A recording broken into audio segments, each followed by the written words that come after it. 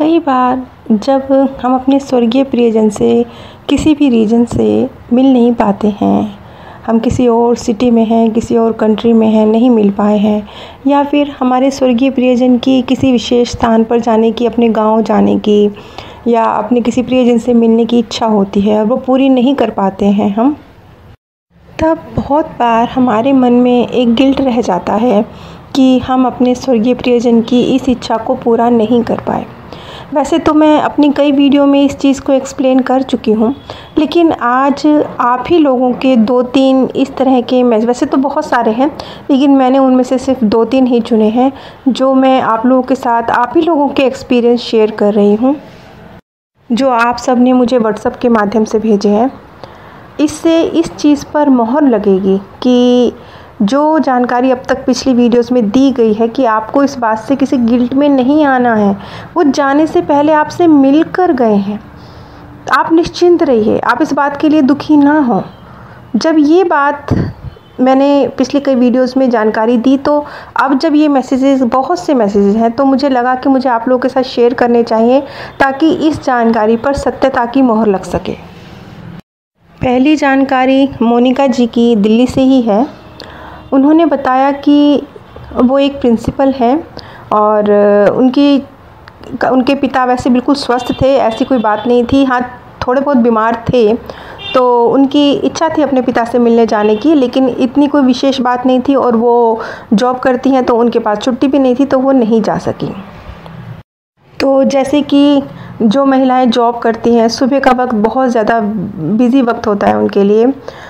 वो बताती हैं कि एक दिन सुबह उठते ही उनके मन में बार बार ये ख्याल आ रहा था कि जैसे कि उनको अपने पापा से मिलने जाना चाहिए, अपने घर जाना चाहिए, इस तरह का कुछ ख्याल उनके मन में आ रहा था। लेकिन उस ख्याल को उन्होंने झटका और जो घर के दिनचर्या के काम होते हैं, बहुत बिज़ी लाइफ होती है वर्किंग वूमेंस की सुबह के वक्त, तो वो उसमें उलझ गई। मोनिका जी बताती हैं कि मैं बिल्कुल जागी हुई थी और मैं घर के काम कर रही थी, तो बिल्कुल स्पष्ट रूप से, ये कोई सपना नहीं है, बिल्कुल स्पष्ट रूप से उन्हें ऐसे लगा कि जैसे उनके पिता उनके साथ खड़े हैं, बिल्कुल स्वस्थ हैं, मुस्कुरा रहे हैं, और उन्होंने कहा कि बेटा देख, मैं तेरे से मिलने आया हूँ और तू तो मुड़ के देख भी नहीं रही है। और उन्होंने मुड़ के देखा तो वहाँ तो कोई नहीं था, जबकि उनको बिल्कुल प्रत्यक्ष फीलिंग हो रही थी कि जैसे उनके पापा उनके सामने हैं। उन्होंने इस चीज़ को इग्नोर किया। उसके बाद फिर इसी तरह का जो एक हकीकत है, ये भ्रम नहीं था उनका, ये हकीकत थी। उनको फिर ऐसा एहसास हुआ, वो कुछ और काम कर रही थी, तो उन्हें ऐसे लगा कि उनके पिता मुस्कुराते हुए उनके सामने खड़े हैं और कह रहे हैं कि बेटा अपनी मम्मी के पास जाओ।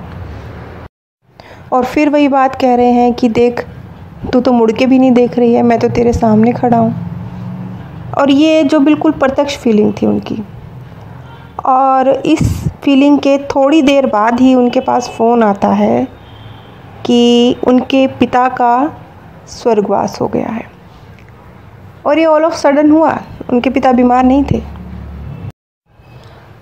संभव है कि जिस समय उनके पिता की जस्ट शायद वो हॉस्पिटल में रहे होंगे, तो हॉस्पिटल में जब मृत्यु होती है तब आपको जो इन्फॉर्मेशन है आपके व्यक्ति के प्रियजन के जाने की, वो भी आपको 2-3-4 मिनट का वक्त लग जाता है मिलने में। तो हो सकता है कि वो जो 3-4 मिनट का वक्त रहा होगा, जब शायद उनके फैमिली मेम्बर्स को भी पता नहीं होगा कि उनके पिताजी का स्वर्गवास हो गया है, जब तक डॉक्टर्स द्वारा इन्फॉर्मेशन दी जाती है कि आपका व्यक्ति चला गया है, इन बिटवीन वो उससे पहले ही, उस अवस्था से, उस छोटे से वक्त में ही अपनी बेटी को आकर बाय कर गए हैं। लेकिन परिवार वालों को जब डॉक्टर्स द्वारा 3-4 मिनट बाद जब बताया गया होगा, तब उन्होंने ये इन्फॉर्मेशन मोनिका जी को दी कि उनके पिताजी का स्वर्गवास हो गया है। इसी से बिल्कुल मिलता जुलता एक दूसरा केस है। दूसरा केस सविता जी का है। सविता जी बताते हैं कि उनके पिता बीमार थे और वो जाना चाहती थी उनसे मिलने, और वो जल्दी ही जाने वाली थी। एक दिन सुबह सुबह उनको ऐसा एहसास हुआ, वो समझ नहीं पाई कि ये सपना था या हकीकत थी, क्योंकि अगर ये सपना भी था तो ये बिल्कुल हकीकत जैसा था। और कभी उन्हें ये लगा कि नहीं, मेरी आंखें तो खुली थी, ये सपना नहीं था, ये खुली आंखों से मैंने देखा है। वो खुद कंफ्यूज हैं, वो समझ नहीं पा रही हैं कि इतना हकीकत जैसे सपना नहीं हो सकता। तो वो बताती हैं कि उनके पिता उनके सामने प्रत्यक्ष थे और कह रहे थे कि बेटा अपनी मम्मी को संभालो, उन्हें तुम्हारी ज़रूरत है, उनके पास जाओ। ये मैसेज वो दे रहे थे। और ये उनके साथ एक बार नहीं हुआ, 2-3 बार हुआ। और इसके थोड़ी देर बाद ही उनके पास फ़ोन आता है और उन्हें पता चलता है कि उनके पिता का स्वर्गवास हो गया है। ये दोनों घटनाएं बिल्कुल सिमिलर हैं, इसलिए मैंने एक साथ इन दोनों घटनाओं का जिक्र किया है। वैसे तो हिंदू धर्म में ये जानकारी प्रदान की ही गई है कि आपके स्वर्गीय प्रियजन आपसे मिलने आते हैं। जैसे कि कहा जाता है कि जब श्री राम जी वन में थे और दशरथ जी का स्वर्गवास हुआ, तो वन में ही उन्हें पता चल गया था कि उनके पिता का स्वर्गवास हो गया है, और उन्होंने अपने पिता को सोल वर्ल्ड में प्रस्थान करते हुए, परम धाम में प्रस्थान करते हुए देखा था। दशरथ जी भी श्री राम से मिलके ही परम धाम को गए। अब जिस केस का जिक्र मैं आपके साथ करने जा रही हूँ वो थोड़ा सा अलग है, लेकिन इसी जानकारी से मिलता जुलता है। इसमें एक पति जो कि बहुत बीमार थे और आईसीयू में एडमिट थे, तो उनके फैमिली मेम्बर्स उनसे मिलने आया करते थे। तो एक दिन वो नर्स को कहते हैं, नर्स उनसे कहती है कि आपकी अभी पत्नी आपसे मिलने आएंगी थोड़ी देर में। तो इस पर वो कहते हैं कि नहीं, वो नहीं आएगी। नर्स हैरान थी कि ये क्या कह रहे हैं, रोज़ ही तो मिलने आते हैं इनके फैमिली मेम्बर्स इनसे। खैर, उन्होंने बड़ी दृढ़ता के साथ कहा कि नहीं, वो नहीं आएगी। वजह उन्होंने नहीं बताई, लेकिन उन्होंने कहा। उसके बाद थोड़ी देर बाद उस नर्स को जानकारी मिलती है कि इनकी पत्नी का स्वर्गवास हो गया है, और उससे पहले ही उनके पति ने ये बात कह दी थी कि हाँ, वो अब मुझसे मिलने नहीं आएगी। वो कहते हैं कि वो मुझसे मिलकर ही सोल वर्ल्ड के लिए गई है, क्योंकि जाने से पहले उसने अपने पति को आईसीयू में, उसके पति के समक्ष वो थी और उन्होंने उन्हें जानकारी दी कि वो जा चुकी हैं, लेकिन उन्हें अपनी आयु पूरी करनी है। जितना समय उनका है उससे पहले आने के विषय में उन्हें सोचना भी नहीं है, लेकिन समय ज़्यादा दूर नहीं है, वो खुद ही उन्हें लेने आएंगी। ये इन्फॉर्मेशन देने के बाद, ये जानकारी देने के बाद वो सोल वर्ल्ड में गई हैं। अब उनके पति तो आईसीयू में थे, उनको तो ये जानकारी देने वाला कोई था भी नहीं कि उनकी पत्नी का स्वर्गवास हो गया, और शायद अपने पिता की गंभीर हालत को देखते हुए उनके बच्चे उन्हें ये जानकारी देते भी नहीं, टाल देते। लेकिन एक आत्मा द्वारा खुद ही उन्हें जानकारी दे दी गई कि अब वो जा चुकी हैं। अब एक और केस है, इसका भी मैं जिक्र कर रही हूँ, ये थोड़ा सा अलग है। इसमें एक बेटी का ही मेरे पास मैसेज आया, व्हाट्सएप मैसेज आया इनका। इन्होंने बताया कि ये अमेरिका में रहती हैं और अमेरिका में इनकी छोटी सी बच्ची है 3-4 साल की। इनके माता पिता गांव में रहते हैं, इंडिया में कहीं। तो इनका कोई प्रोग्राम नहीं था इंडिया आने का। तो इनकी जो बच्ची है उसने लगभग 1-1.5 महीना पहले, इनके पिता के गुजरने से 1-1.5 महीना पहले ये कहना शुरू कर दिया कि मम्मी हम नानू के घर चलेंगे, हम जल्दी से नानू के घर चलेंगे, हम नानू के घर चलेंगे। उस वक्त तो इनकी मम्मी को ये बात चीज़ कुछ समझ में नहीं आई, क्योंकि कोई प्रोग्राम भी नहीं था इंडिया आने का। उनके पिता भी बिल्कुल स्वस्थ थे, कोई वजह ही नहीं थी इंडिया जाने की। इग्नोर किया उन्होंने अपनी बच्ची की बात को कि बच्चा है तो बार बार ऐसे ही कह रहा है। लेकिन लगभग 1.5 महीने से उनकी बेटी ये बात कह रही थी, बच्ची, कि हम नानू के घर जाएंगे, हम जल्दी ही नानू से जाने वाले हैं, हम जल्दी ही इंडिया जाने वाले हैं, हम तो चले जाएंगे, थोड़े दिन में इंडिया चले जाएंगे। ऐसी बातें कर रही थी बच्ची। और वही हुआ, उनके पिता का स्वर्गवास हो गया। लगभग जब 1.5 महीने के अंतर में, 1.5 महीने में उनके पिता का स्वर्गवास हो गया, और अचानक से उनका प्रोग्राम बन गया अमेरिका से इंडिया आने का। अब वो इस चीज़ को कनेक्ट कर पा रही हैं कि किस तरीके से उनकी बच्ची को पहले से ही इस बात की जानकारी थी कि उनके नाना जी का स्वर्गवास होने वाला है। क्योंकि अचानक से वो बच्ची छोटी ही बच्ची थी, 3 या 4 साल की, अचानक से ही बच्ची ने बहुत ज़्यादा हम नानू के घर जाएंगे, हम इंडिया जाएंगे कहना शुरू कर दिया था। तो इस तरह के ढेरों केसेस हैं जिससे हमें ये जानकारी मिलती है कि स्वर्गीय आत्माएं जाने से पहले मुलाकात करके जाती हैं। तो अगर आप अपने किसी प्रियजन से मिल नहीं पाए हैं अंतिम समय पर, या उनकी कहीं जाने की इच्छा थी पूरी नहीं कर पाए हैं, तो इस बात को लेके बहुत ज़्यादा दुखी होने की या गिल्ट में आने की बिल्कुल कोई आवश्यकता नहीं है। क्योंकि आपके प्रियजन जैसे आपसे मिल के गए हैं, वैसे यदि उनकी इच्छा कहीं अपने गांव में, कहीं अपने घर में जाने की थी, किसी से मिलने की थी, तो वो उसे पूरा करके ही गए हैं। और जैसा कि अगर आपने अनीता मूरजानी का केस पढ़ा है तो आपको पता होगा कि उन्होंने भी ये बात प्रत्यक्ष साफ साफ लफ्ज़ों में लिखी है कि जब उन्हें अपनी मृत्यु के बाद का एक्सपीरियंस हुआ तो उन्होंने अपने आप को हॉस्पिटल में, घर में, प्लेन में, अपने भाई के साथ सब जगहों पर एक साथ पाया। यानी वो एक ही समय पर तीनों स्थानों पर मौजूद थी। वो उस कमरे में भी थी जहाँ उनकी डेड बॉडी रखी थी, वो प्लेन में अपने भैया के साथ भी थी, वो हॉस्पिटल में जब डॉक्टर्स उनके पति से बात कर रहे थे वहाँ भी थी, उनकी मम्मी जो अपने घर में पूजा कर रही थी वहाँ भी थी। तो इतनी सारी जो जानकारी हम तक पहुँची है, उसके बाद हमारे अंदर लेश मात्र भी इस बात का कुछ दर्द नहीं होना चाहिए, भ्रम नहीं होना चाहिए कि अगर हम अपने स्वर्गीय प्रियजन से मिल नहीं सके तो उनकी इच्छा अधूरी रह गई हमसे मुलाकात करने की। तो इस तरह का कोई भी दर्द अपने मन में रखने की बिल्कुल बिल्कुल बिल्कुल भी आवश्यकता नहीं है।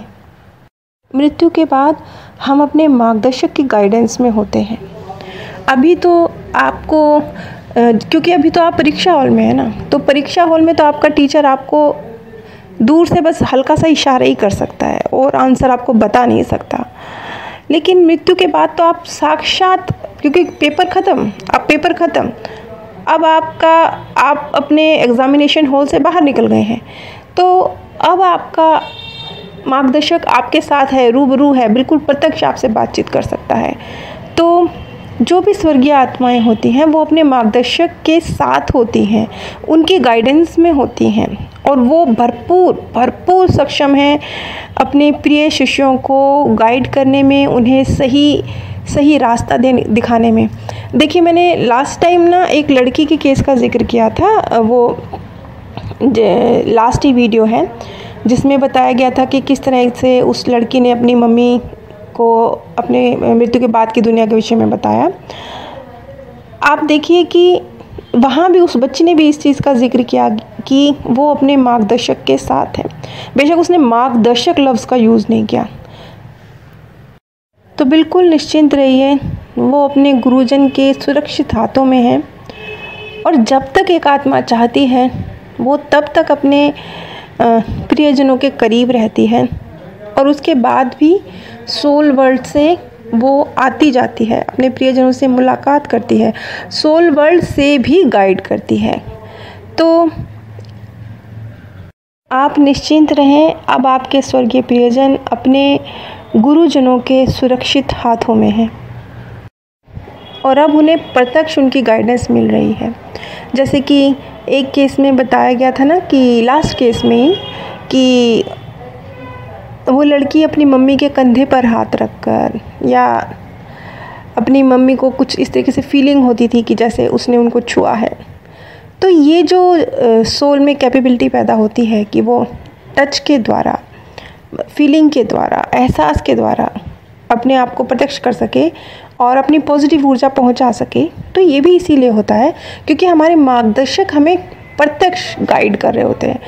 वो देखिए, करते वो उस वक्त भी नहीं है, आपकी जगह पे काम तो वो उस वक्त भी नहीं करते, करना तो काम आपको तब भी खुद ही है। एक सोल को हमेशा अपनी तरक्की खुद ही करनी होती है, लेकिन मृत्यु के बाद की दुनिया से आपको अपने मार्गदर्शक की स्पष्ट गाइडेंस मिल रही है, यहाँ पर भी मिल रही है, लेकिन यहाँ हम उसे कितना रिसीव कर पाते हैं ये पूरी तरह से हम पर निर्भर करता है।